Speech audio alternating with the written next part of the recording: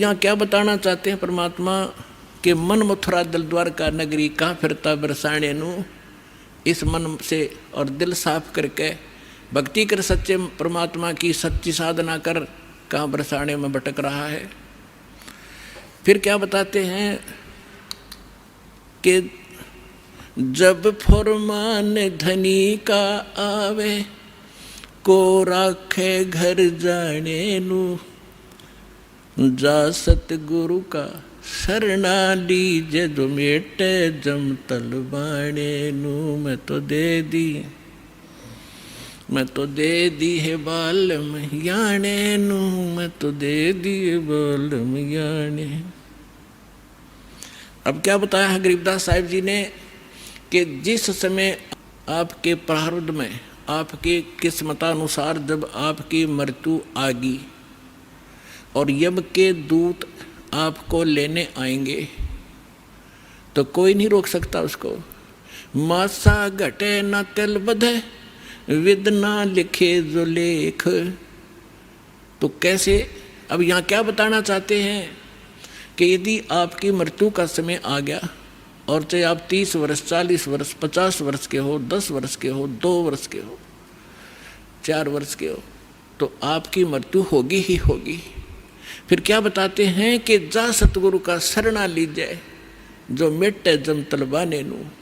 तलबाना माने जैसे सम्मन आते हैं कोर्ट से और उस उच्च कोर्ट से या राष्ट्रपति से उसका सटे मिल जाता है तो वो सम्मन वापस हो जाते हैं। तो यहाँ क्या बताना चाहते हैं कि जब फुरमान धनी का आया, आदेश आ गया, यहाँ जो विधाता ने विधान बना रखा है, तो को राखे घर जाने नू और जा सतगुरु का शरणा लीजिए मिटे जम तलबाने नू। धर्मराज दरबार में देई कबीर तलाक, मेरे भूले चुके हंस को तू पकड़िए मत कजाक। बोले पुरुष कबीर से धर्मराज कर जोड़े, तुमरे हंस को पकड़ो नहीं मुझे 2 ही लाख करोड़े। फिर क्या बताते हैं, धर्मराज ने फिर विनती की, प्रभु हे परमेश्वर, यहाँ का एक विधान है इस हमारे लोक का कि जैसा कर्म जिसने किया है वो दोनों भोगने पड़ेंगे, पुण्य भी और पाप भी। तो वो तो मैंने दंड देना पड़ेगा, उसका कोई समाधान बताओ। तो क्या बताते हैं कि कर्मों से तीरथ हैं वो अब जो जपें कबीरे, उनको तो पकड़ना पड़ेगा और जड़नी पड़े जंजीरे। वो तो मेरे बस की बात नहीं, मेरे विधान है परमात्मा। तब परमात्मा कबीर जी ने कहा कि कर्म भ्रम ब्रह्मंड के मैं पल में करहूँ ने से, जिन हमारी 2 ही दी सो करो हमारे पेसे। कहते हैं ये कर्म भ्रम तुमने यहाँ इनको मिसगाइड करके बुरे जुल्म करवा रहे हो तुम। ये कर्म भ्रम ब्रह्मांड के मैं पल में कर दूँ नेस, इन पर कलम मार दूंगा, इनको ख़त्म कर दूंगा। और जिन्होंने मेरी दुहाई दी वो करो हमारे पेश, उसका अकाउंट भी मत लेना तू। तो ये ज्ञानदास सुनाता ही रहता है, परमात्मा की अमरवाणी है, ये कोई डूम बाट के गीत नहीं, उस सच्चे परमेश्वर का बताया हुआ सच्चा विधान है और ये ज्यों का त्यों है। परमात्मा ने कहा कि जो ये कह दे मेरे पास, तेरे पास आके मैं उस परमेश्वर कबीर जी का भक्त हूँ, उसका अकाउंट भी मत लेना। जो मेरा सत्य साधक हो और किसी गलती से वो तुम ले भी आए हो तो मेरे पास भेज देना, करो हमारे पेश। एक भक्त बता रहा था जी, मैं सपने में रात को सो रहा था और 2 बैंकर से आए और मुझे कहने लगे कि चल तू। मैं उठ कर चल पड़ा उनके साथ साथ और जब पहुंच गए ना, एक बड़ी सी बिल्डिंग दिखाई दी थी, उसके निकट जाकर मैंने पूछा भी कहाँ ले जा रहे हो तुम मुझे। वो कहने लगे हम तुझे धर्मराज के पास ले जाएंगे और वहाँ तेरा लेखा जोखा होगा, फिर उसके बाद आगे जैसे आदेश होगा तेरा आगे फिर हम उसके बाद बताएंगे। तो कहने लगा तुम यम के दूत हो? हाँ, कहाँ यम के दूत हैं। तो उसको बात याद आ गई कि हमने ज्ञान में सुना है, गुरुजी बताते हैं परमात्मा कबीर जी के, भक्त को और यम के दूत नहीं पकड़ सकते। तो मैं उनके साथ झगड़न लग गया गुट्टम गुट्टा कि तुम मुझे नहीं ले जा सकते, छोड़ो। तो काफ़ी देर मेरा उनका झगड़ा हुआ। तो मैंने बताया कि मैं कबीर परमेश्वर की भक्ति करता हूँ, सच्चे सतगुरु की शरण में हूँ, तुम कैसे ले जा सकते हो, और नहीं तो पूछ लो तुम्हारे उस जिसके पास मुझे ले जा रहे हो। तो उन्होंने देखा कि बड़ा दृढ़ता से बोल रहा है। उसने कहा, एक ने कहा कि तू यहाँ खड़ा रहे, मैं पता करके आता हूँ। कहते वो अंदर गया, उसने मुझे आवाज़ सुनाई दे। उसने पूछा कि महाराज ऐसे ऐसे, वो कह रहा है कि मैं कबीर जी का शिष्य हूँ, भक्त हूँ, और तो मुझे नहीं ग्रहण कर सकते। धर्मराज से कहा। धर्मराज ने अकाउंट देखा, वो दोबारा खोल कर देखा कि निकम्मे कित ले आई इसने, इसको वापस छोड़ दो फटाफट, मन भी मरवाओगे तुम। तो तभी वापस आया और कहने लगा, अरे छोड़, इसने बला ने ऊपर तो पटक दिया मैं, और न्यू आऊँ जैसे गोते खाता हुआ, झटके लगता हुआ, और एकदम बॉडी में प्रवेश किया। और जब मैं उठा, पसीना पसीना हो रहा, मेरी जाग खुल गई, नींद खुल गई, और काफ़ी देर तक मेरा शरीर सुन रहा, मैं हिल डुल नहीं सका, हिल डुल नहीं पाया। यदि मुझे ऐसी स्थिति मेरे शरीर की ना होती तो मैं सपना मानता इसको। तो उस दिन के बाद कह रहा कि और गणा दृढ़ विश्वास हो गया परमात्मा पे। तो यहाँ गरीबदास जी उसी परमात्मा की समर्थता बता रहे हैं कि जब फरमान धनी का आवे को राखे घर जाने नु, कौन बचाओ वहाँ जाने से, और जा सतगुरु का शरणा लीजे मेटे जमतल बाणे नु, मैं तो दे दी बालम याने नु, मैं तो दे दिए बालम याने नु। उत्तर दक्षिण पूरब पश्चिम तो फिरता दाने दाने नु। इस समर्थ की शरण में आने से आपको इतनी बरकत देगा यू भगवान, थोड़े काम में घना सुख, घना फायदा होगा। और आप उल्ट साधना करते हो, गलत साधना कर करके, और अपना कर्म बिगाड़ दिए, भक्ति नाश कर ली। जिस साधना से आप कर रहे हो, इससे आपको कोई बेनिफिट होने वाला नहीं है। यहाँ क्या बताते हैं, उत्तर दक्षिण पूरब पश्चिम फिरदा दाने दाने नु, सर्व कला सतगुरु साहेब की हरि आए हरि आने नु। तुम तो कहते हो कि भगवान हमने मिलता नहीं, और भगवान हरियाणे में आए और मुझे मिले, सतलोक लेकर गए, फिर वापस छोड़ा। और पुण्यात्माओं आगे फिर गरीबदास जी क्या बताते हैं, मत दे दी है बाल में बैरे नू, मैं तो दे दी है बाल में बैरे नू, मैं तो दे दी बैरे नू, मैं तो दे दिए बाल में बैरे नू।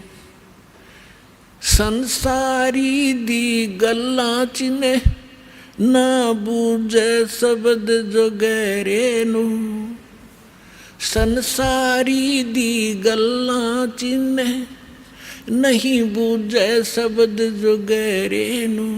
ये मुर्दों से ती प्रीत लगावे न जाने सतगुरु मेरे नू, मुर्दों से ती प्रीत लगावे न जाने सतगुरु मेरे नू, मैं तो दे दी है बालम बैरे नू, मैं तो दे दी है बालम बैरे नू। श्वेत छतर सिर मुकुट विराजे देखत न उस चेहरे नू, श्वेत छतर सिर मुकुट विराजे देखत न उस चेहरे नू। ऊंची थड़ियाँ खेती बोवे ये भूल गए निज डेरे नू, ऊंची थड़ियाँ खेती बोवे ये भूल गए निज डेरे नू, मैं तो दे दी बैरे नू, मैं तो दे दी है बालम बैरे नू, मैं तो दे दी बैरे नू, मैं तो दे दी है बालम बैरे नू। ये संसार समझदा नहीं कहंदा श्याम दोपहरे नू, ये संसार समझदा नाही। कहंदा श्याम दोपहरे नू, गरीब दास ये वक्त जात है, रोवोगे इस पैरे नू। गरीब दास ये वक्त जात है, रोवोगे इस पैरे नू। मैं तो दे दी है बालम बैरे नू, मत दे दी है बालम बैरे नू। ऊंची थलियां खेती बोए, ये भूल गए हैं नज डेरे नू। ऊंची थलियां खेती बोए, ये भूल गए नज डेरे नू।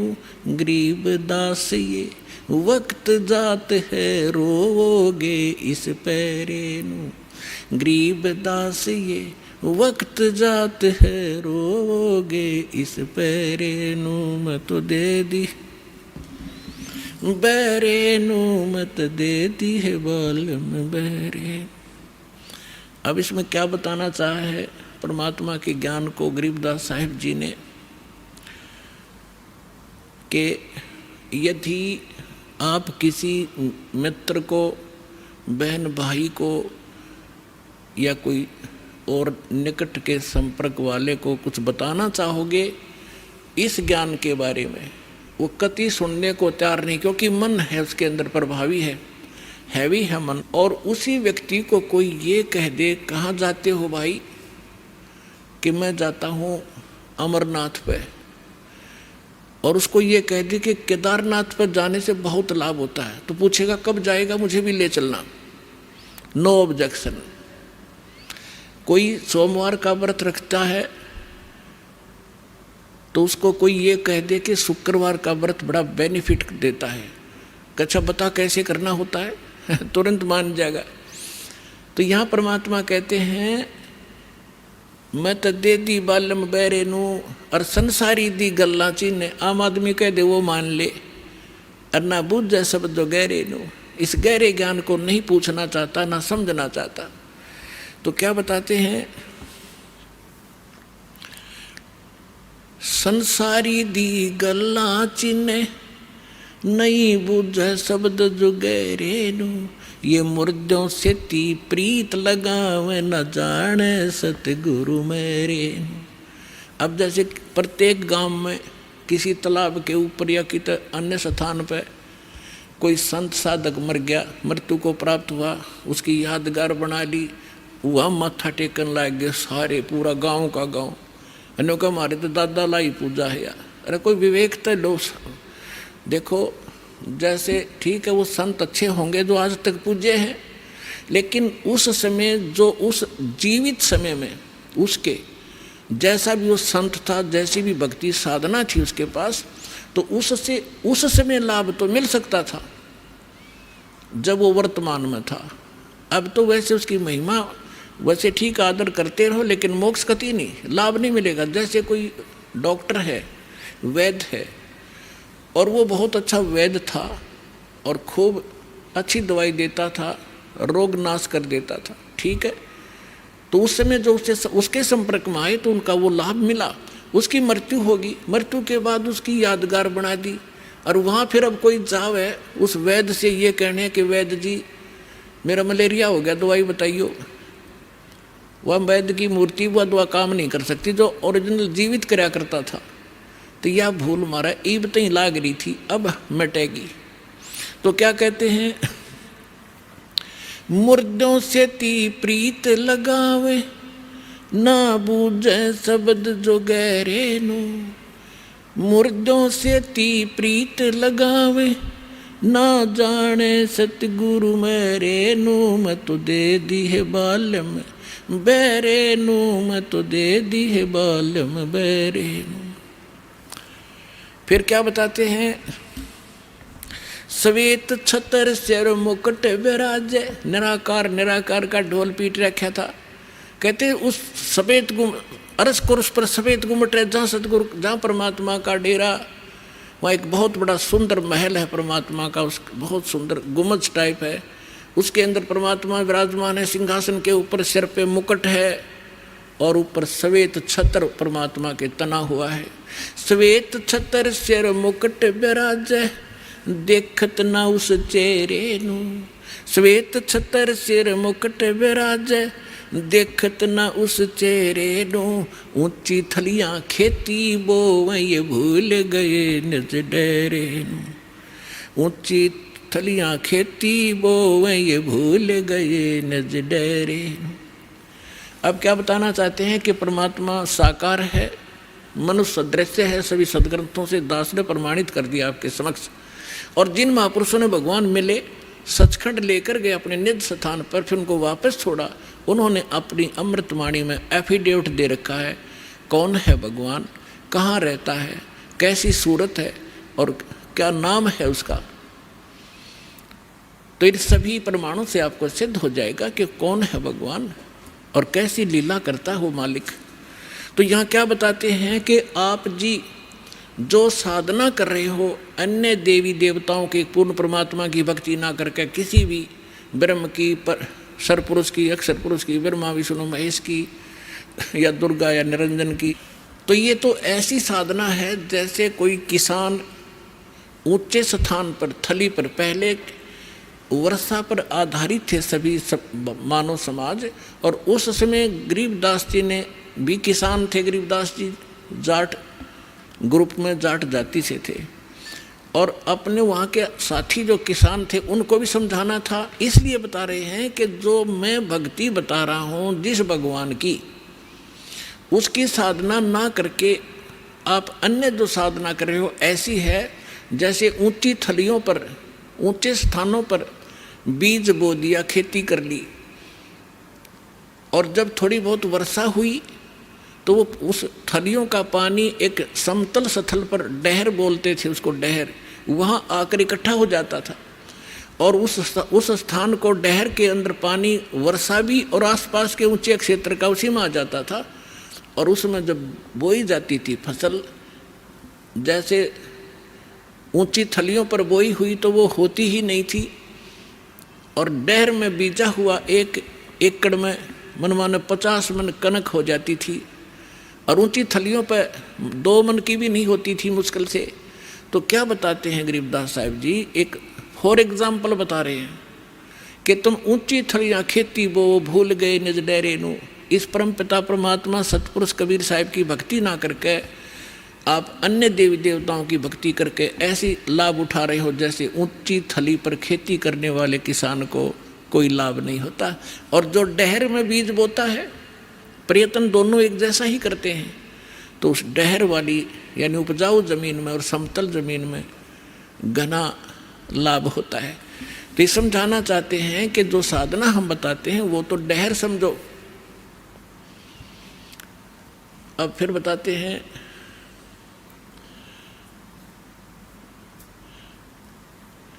गोता मारूं स्वर्ग में, जा बैठूं पाताले, गरीबदास ढूंढता फेरूं अपने हीरे मोती लाल। चारों युग में मेरे संत पुकारे, और कूक कहा हम हेल रे, हीरे माणिक मोती बरस, ये जग चुगता ढेल रे। अब परमात्मा कबीर जी से प्राप्त ज्ञान को कैसे विश्लेषण कर रहे हैं गरीबदास जी। कबीर साहब बता रहे हैं कि चारों युगों में मैं आया, अच्छी आत्माओं को मिला, उनको तत्व ज्ञान और यथार्थ स्थान से परिचित करवाया, सतभक्ति से परिचित कराया। और ये चारों युग में संत पुकारे और कूक कहा हम हेल रे, हीरे माणिक मोती बरसे, ये जग चुगता ढेल रे। हम तत्व ज्ञान और यथार्थ साधना रूपी हीरे मोती लालों को बखेर रहे हैं, और आप जी इस ज्ञान से परिचित न होने के कारण इन लाल और हीरे मोतियों को ग्रहण ना करके कंकर पत्थर, आन उपासना रूपी कंकर पत्थर इकट्ठे कर रहे हो, जो तुम्हें बाद में कोई लाभ नहीं देगी। उसी को यहाँ प्रमाणित कर रहे हैं।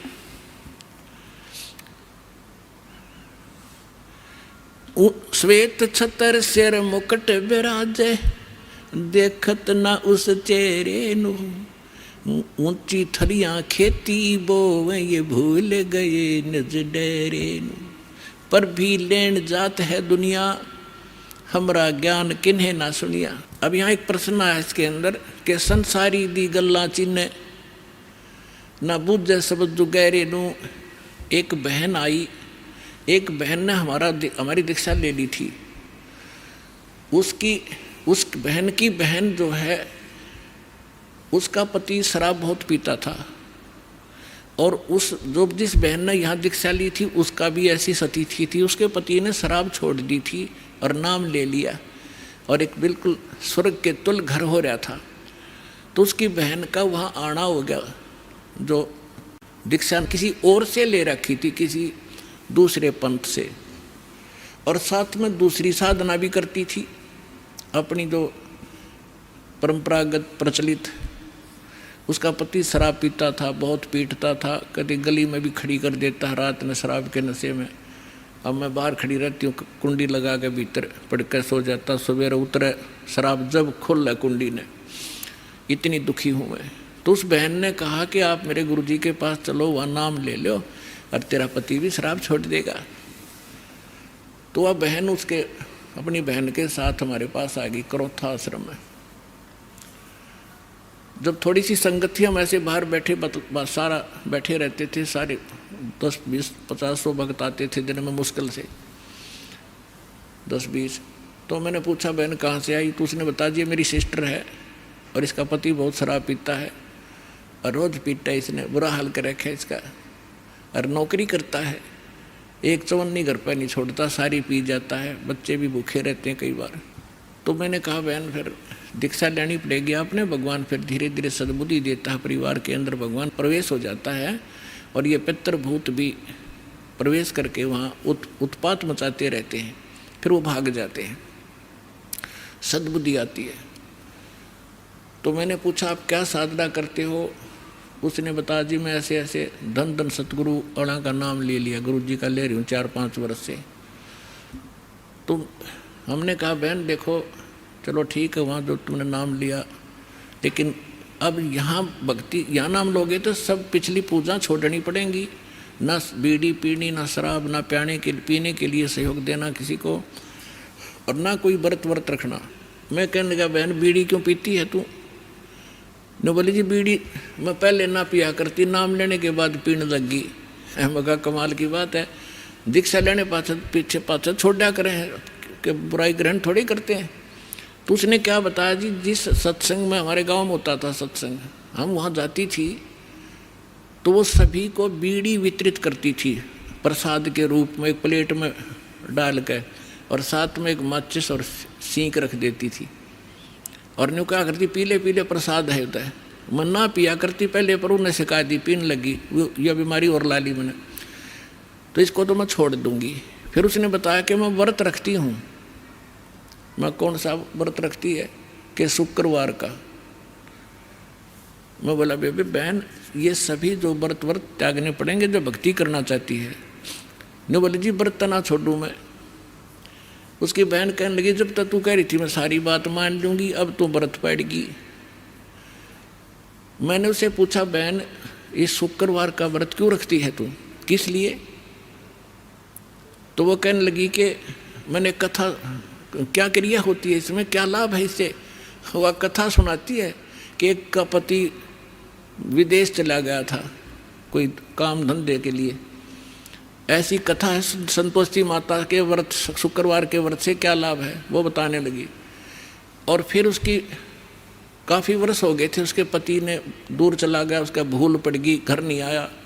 संतोषी माता एक बहन को दिखाई दी उसको, जिसका पति बाहर गया हुआ था दूर देश में, और उसने बताया कि तू मेरे 16 शुक्रवार के व्रत रख ले, तेरा पति घर आ जाएगा।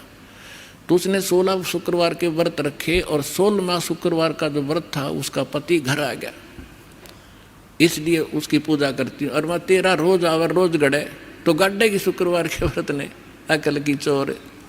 चलो उसका तो पति दूर चला गया था, उसकी तो बुला लिया उसकी संतोषी माता ने, तेरा तो डेली आवर डेली गड़े तने, और फिर भी शुक्रवार का व्रत है कल तुम्हारे अंदर। तो यहाँ परमात्मा कहते हैं कि संसारी दी गल्ला चीने ना बूझे सब जो गहरे नू, सच्चाई से परिचित ना होना चाहते हैं और ऊंची थलियां खेती वो ये भूल गए निज डेरे नू। फिर क्या बताते हैं कि ये संसार समझदा नहीं कहंदा श्याम दोपहरे नू।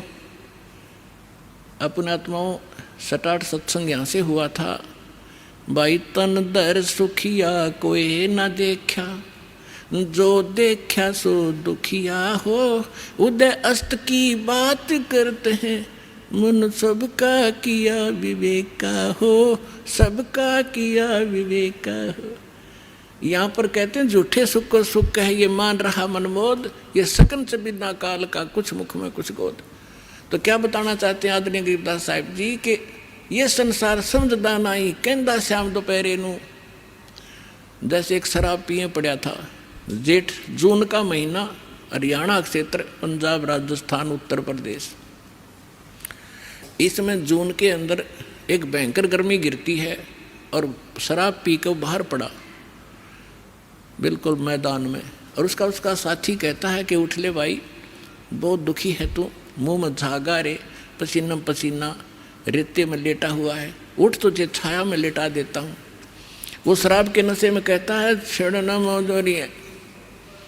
वहाँ धूप में पड़ा है, रेत के अंदर पड़ा है, पसीना पसीना है, और उसको कहता छोड़ दे मौजूरी है।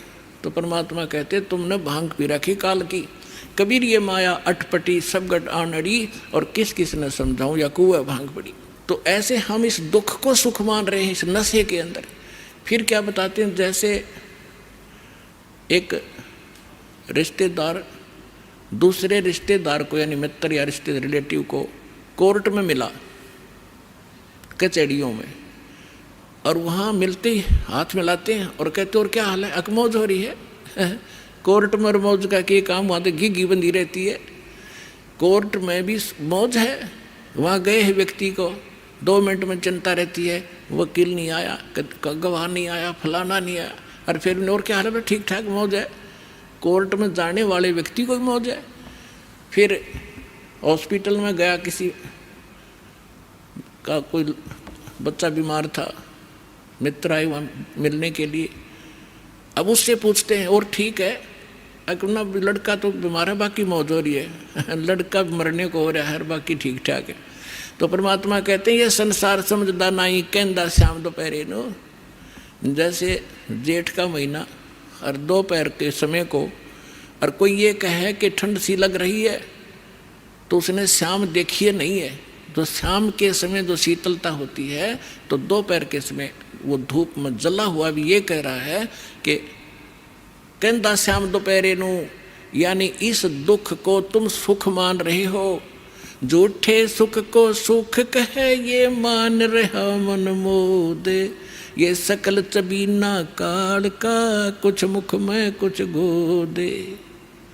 फिर क्या बताते हैं परमात्मा, भाई सुरपति दुखिया भूपति दुखिया, रंग दुखी बपरीती हो, कह कबीर और सब दुखिया, एक संत सुखी मन जीती हो, संत सुखी मन जीती हो। सुरपति देवताओं का राजा इंद्र भी दुखिया, और पूरी पृथ्वी का राजा भी दुखिया, और रंक तो स्वाभाविक दुखी, जो गरीब है वो तो दुखी है ही है। तो परमात्मा ने बताया है, कहे कबीर और सब दुखिया, एक संत सुखी मन जीती हो। यानी परमात्मा की शरण में जो प्राणी आ जाएगा, पूरे सतगुरु की शरण में आने से, उस सच्चे परमात्मा की भक्ति करने से उसको एक तो ज्ञान ऐसा प्राप्त हो जाता है कि वो संसारिक इन आडंबरों से दूर हो जाता है। उसको ज्ञान ऐसा निर्मल मिल जाता है कि ऐसा निर्मल ज्ञान है, ये निर्मल करे शरीर और ज्ञान मंडलीक है भाई चकवे ज्ञान कबीर। तो उसको ज्ञान ऐसा मिल जाता है कि यहाँ तक पीछा छुड़वाएं पार पड़ेगी, ना कोठी की घनी हो सकता, ना बंगले की, ना ज़्यादा यहाँ अटपट चले नहीं, क्योंकि हमारे परमात्मा सारी ब्रह्मांड के पालक, सबके रचनहार एक झोंपड़ी में टाइम पास करा करते और हाथ से कपड़ा बुनकर निर्वाह करके दिखाया करते थे, जो सबका पालन करने वाले। नहीं तो वो एक वचन से एक बहुत बड़ा महल बना सकते थे, उन्होंने ईंट सीमेंट डालने की जरूरत नहीं थी। वो हमें ये बताना चाहते थे, इस गंदे लोक से निकलना चाहते हो तो यहाँ की बकवाद छोड़नी पड़ेगी, केवल यहाँ से जन्म और मृत्यु का छुटकारा चाहिए आपको, तो ये भक्ति कर लीजिए। गीता अध्याय नंबर 7 के श्लोक नंबर 29 में कहा है, गीता ज्ञान दाता कहता है कि जो मेरे ज्ञान को आश्रय कर लेता है और तत्वदर्शी संत की जो खोज कर लेता है, और वो व्यक्ति जो केवल जरा और मरण से छूटने का प्रयत्न कर रहे हैं, वो उस तत्पर से परिचित हो चुके हैं और सारे दातम ज्ञान से परिचित हैं और वो सब कर्मों से परिचित है, वही प्राणी जरा और मरण से छूटने का प्रयत्न करते हैं, इस संसार के किसी सुख की वो कामना नहीं करते। तो यहाँ इस आने से आपको ये ज्ञान हो जाएगा और फिर ये समर्थ है। आपको जिस चीज़ की आवश्यकता होगी, बकवाद नहीं सुनेगा आपकी। आपको आवश्यकता होगी तो आपको तुरंत दे देगा, ला कहते कुछ भी कारण बनाओ। तो इसलिए यहाँ परमात्मा कहते हैं, कहे कबीर और सब दुखिया, एक संत सुखी मन जीती हो। मन जीतना यही होता है कि जैसे हमने यहाँ की ये जो नाचना गाना, इसका तो ज्ञान ही हो गया, बकवाद है बेमतलब की। अब नाच गा रहे हैं, ढोल पीट रहे हैं, डीजे बजा रहे हैं, अगले दिन दूल्हे की मृत्यु हो जाती है, टक्कर मार कर रो रहे हैं, बजा ले डीजे। तो यहाँ संत कहते हैं, ना जाने, नानक साहब जी कहते हैं, ना जाने काल की कर डारे, किस विध ढल जा पासावे, अर्जिना के सरते मौत खुड़क दी उनानू केड़ा हंसावे। जिनको मौत दिखाई देती है, जिनको जाना है यहाँ से, पता है कि ना जाने कब बिजली गिर जाएगी, तो वो ये बकवाद नहीं कराया करते। अब कोई भयंकर रोगी है और उसको पता है कि कैंसर हो गई है और कुछ दिनों का मेहमान है, उसको वो सुनियो डीजे और करके दिखाओ बकवाद, उसको तो उंगलियां पर दिन गिनने पड़ते हैं कब मौत होगी, कितने दिन का जीवन है। तो हम सबको कैंसर है। परमात्मा कहते हैं कि जग सारा रोगी आरे, जिन सतगुरु वैद न जाना, जग सारा रोगी आरे। जन्म मरण का रोग लगा या तृष्णा बढ़री खांसी, और आवागमन की डोर गले में पड़ी काल की फांसी। तो हमने ये काल की फांसी दिखाई देनी चाहिए, और यहाँ से जब निकलने की जब श्रद्धा बनाएंगे तो हमारा मन जीता जाएगा, तब मन जीता जाएगा। इस ज्ञान से हम उल्टे हटेंगे और फिर परमात्मा साथ रहेगा। कहते हैं कल्पे कारण कौन है, कर सेवा निकाम, सेवा माने पूजा, और मन इच्छा फल दूंगा जब पड़े मेरे ते काम। तो इस प्रकार इस सत्साधना करने से आपका भी मोक्ष, आपके बच्चों का भी मोक्ष। और कबीर साहब ने ये वो समय वो है जो वचन पहले कहा था कि भक्ति बीज होगा जो हंसा, और तारों तास के इकोत्र वंशा। अब हजारों वर्षों तक ये सत्साधना चलेगी, पूरे विश्व में ये ज्ञान फैलेगा, या कोई सुखी नहीं है, चाहे कितना बड़ा अपने आप को प्रधानमंत्री मान रहा है, चाहे कितना वैभवशाली समझता है, उसने सपने में सुख नहीं है आज के युग में।